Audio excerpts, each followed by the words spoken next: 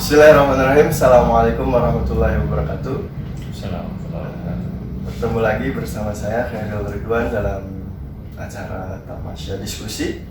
Kali ini kita akan membahas sedikit kurang lebihnya terkait dinamika, kemudian tipologi politik di Kabupaten Cirebon, dan juga bagaimana sih partisipasi politik di Kabupaten Cirebon ini. Apakah masyarakatnya antipati terhadap politik ataukah begitu antusias terhadap politik, terutama di wilayah transisi kepemimpinan, baik itu transisi kepemimpinan wilayah lokal, kemudian bahkan mungkin kabupaten dan nasional.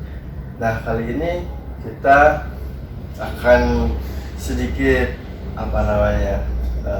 menelisik itu dengan salah satu komisioner KPU Kabupaten Cirebon yang biasanya saya sebut Kang Syafi'i, karena beliau ini mentor saya juga di sini. Jadi teman-teman perlu tahu semua, beliau ini Kang Syafi'i ya, salah satu komisioner di Kabupaten Cirebon. Gimana kan kabarnya sekarang? Alhamdulillah sehat. Puasanya lancar kan ya? Lancar.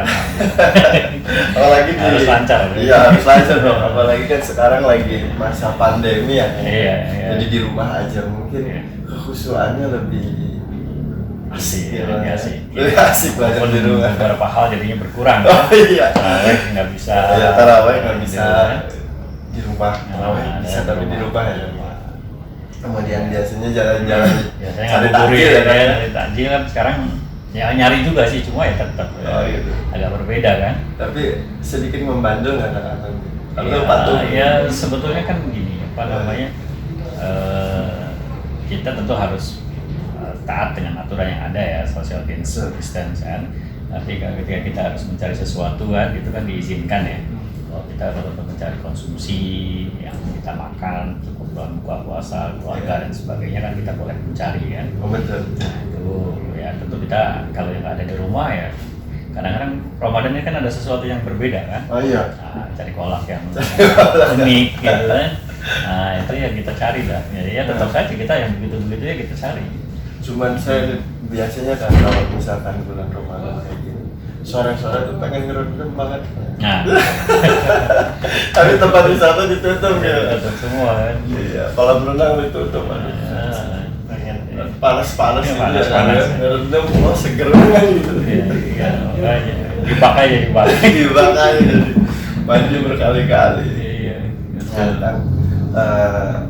Saya sih kayaknya mungkin perlu juga gitu ya mereview apa yang terjadi di tahun 2019 kemarin, karena sedikit banget nih di Kabupaten Cirebon yang mengulas tentang bagaimana dinamika di Kabupaten Cirebon terkait pemilu legislatif dan pemilu presiden pada tahun 2019 itu. Dinamikanya seperti apa sih kan, sebagai salah satu orang yang melaksanakan fungsi bernegara yang itu dilaksanakan di Kabupaten Cirebon, artinya sebagai anggota KPU, komisioner KPU, merasakan dinamika di Kabupaten Cirebon ini.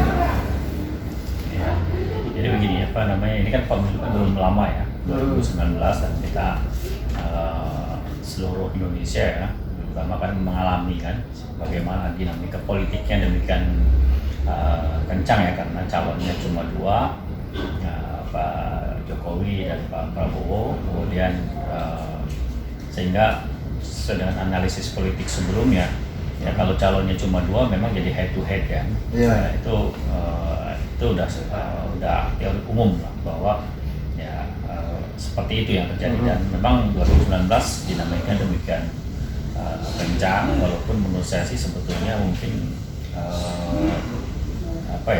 saya ngalami juga 2014 ya, itu kalau saya alami sih lebih kencang dulu sebetulnya isu-isu yang terbangun ya, isu-isu yang ini ya.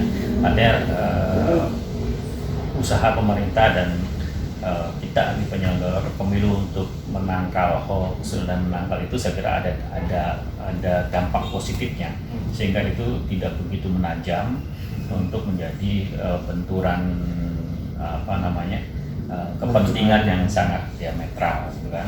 Nah itu ya terakhir kemarin saya kira walaupun ada gesekan, tapi saya lihat tidak begitu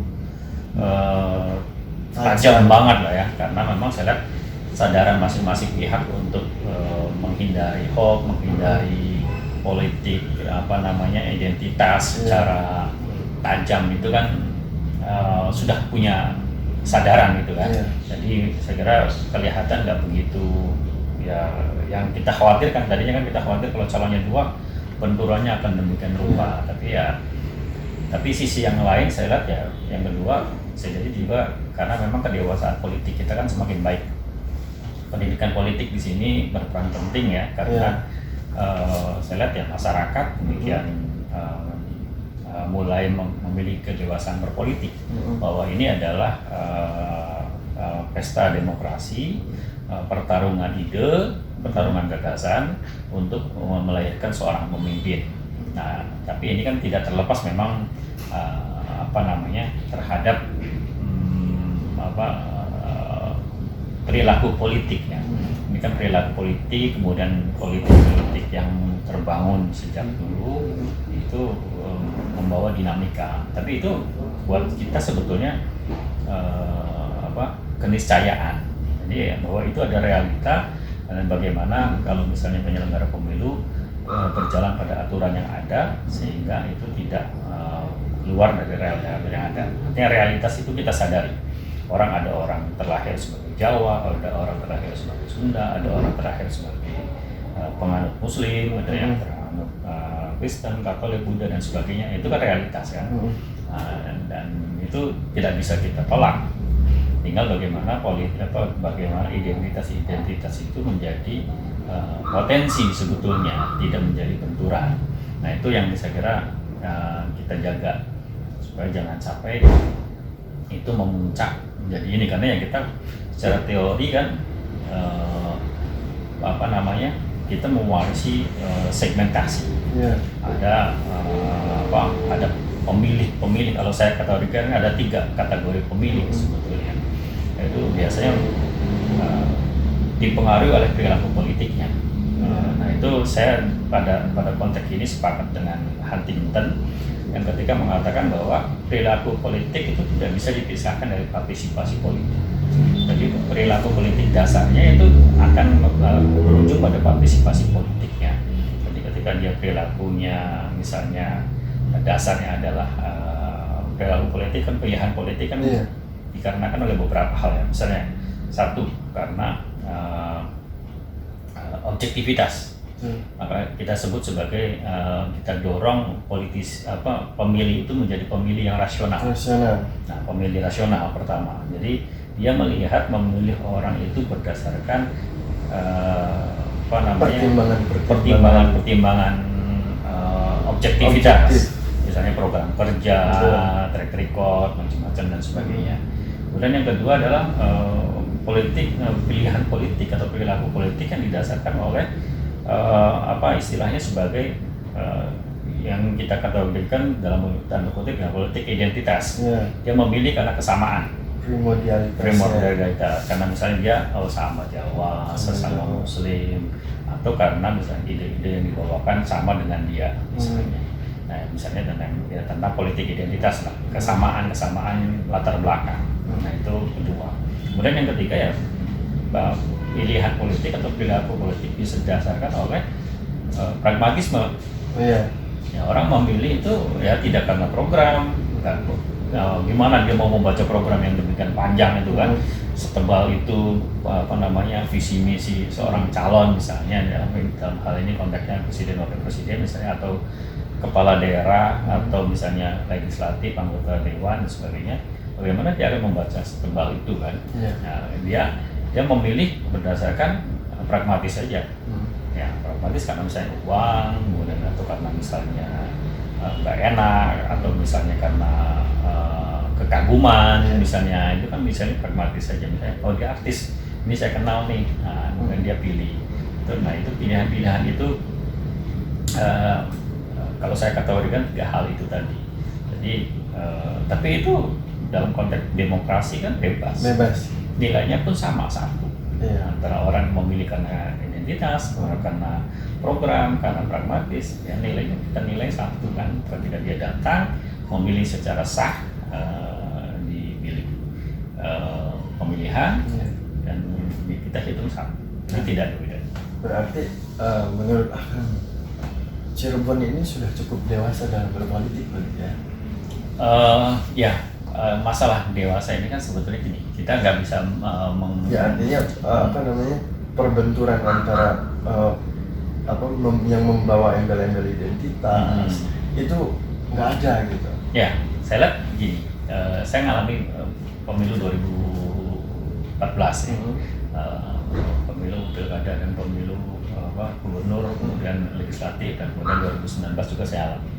Jadi saya lihat sudah mengalami proses semakin dewasa, peningkatan yang bagus. Jadi artinya dulu ketika pemilu dulu zaman Orde Baru kita masih sempat mengalami benturan antar kelompok yang demikian tajam. Ketika 2014 demikian, kemudian 2019 saya lihat ya sudah semakin meningkat pendewasaan politiknya, artinya masyarakat itu semakin menyadari bahwa ini adalah ya hanyalah ajang 5 tahunan. Jadi dia memilih seorang wakil rakyat, seorang pemimpin, tentu jangan dibawa pada ya seperti hidup dan mati. Artinya ini adalah politik yang kemudian hari ini kita bisa yang lentur gitu ya. Berbeda pendapat tapi besok kita bisa sama pendapatnya. Artinya gitu. Jadi dan kita berharap ya itu yang kita tuju di visi program kita adalah bagaimana masyarakat itu semakin dewasa, memilih politik. Tidak apa-apa dia memilih berdasarkan kesamaan, tapi bahwa orang bisa berbeda dengan dia berdasarkan identitas. Orang memilih si A memilih si B karena identitasnya sama, kemudian si C memilih si D karena identitasnya sama, itu nggak apa-apa. Jadi buat kita politik identitas ya bahwa itu adalah realitas, tapi jangan kemudian menjadi benturan. Nah, saya di sini berpendapat begitu. Jadi itu realitas, tapi tidak berbenturan. Makanya dalam konteks agama kan lakum dinukum waliyadin kan, artinya ya identitasmu itu silakan, identitas saya ini silakan, tolong hormati. Nah itu ya saya kira prinsip dasar lakum dinukum waliyadin itu yang bisa kita terapkan dalam konteks politik. Pilihan saya hormati, pilihan Anda saya hormati. Jadi itu yang harus kita tuju.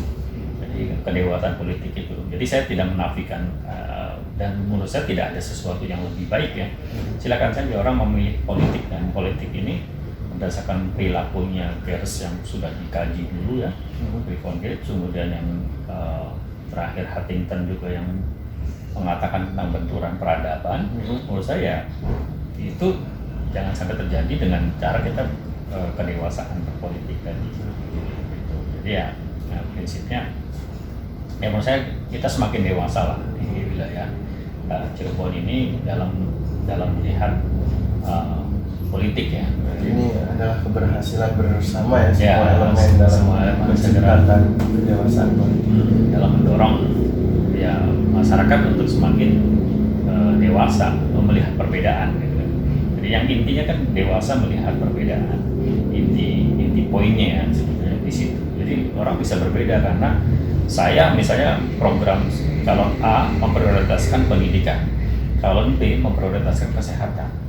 Kan kalau kita mau diametral berbeda kan. Nah, cuma kita bisa menghargai. Oh ya udah, kalau Anda visinya pendidikan dulu, kemudian visinya kesehatan dulu misalnya. Itu no problem gitu kan. Nah, itu yang kita dorong. Jadi program pun bisa berbeda, bisa menjadi alat untuk berkonflik sebetulnya kan. Saya meyakini kesehatan, saya meyakini pendidikan, itu pun bisa menjadi alat konflik. Bukan sekedar politik identitas, alat konflik itu. Program pun bisa menjadi alat konflik. Nah, jadi saya berpikir di situ dari sisi kebijakan publik karena background saya di kajian kebijakan publik itu, saya melihat yaitu apapun bisa menjadi konflik sebetulnya. tapi penghargaan pada perbedaan itu yang penting. Jadi jangan, makanya saya berbeda sedikit bahwa politik identitas itulah yang bisa menjadi konflik. Sebetulnya apapun bisa menjadi konflik. Perbedaan kepentingan, perbedaan prioritas itu bisa menjadi konflik. Tapi ketika itu penghargaan pada perbedaan itu ujungnya. Jadi gitu. Jadi ya pun pragmatisme pun bisa menjadi konflik kan. Iya. Saya senang artis A, ini senang artis B, misalnya. Itu kalau ini kan dibentrokan bisa menjadi konflik. Nah, menurut saya jadi ujung dari politik itu kan adalah kedewasaan. Kedewasaan untuk berbeda pendapat.